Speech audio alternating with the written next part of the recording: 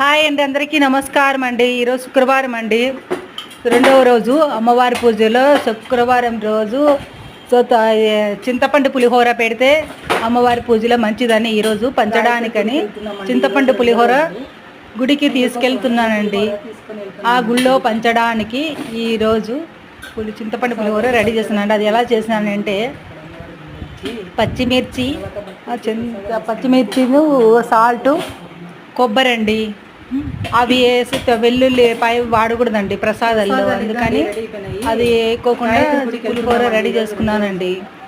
ఆ పులిహోర ఫస్ట్ వచ్చేసి మనము టేస్ట్గా ఉండాలంటే మినపప్పు శనగపప్పు వేయించుకొని తర్వాత మిక్సీకి వేసుకొని పౌడర్ అది అన్నంలో కలుపుకోవాలండి.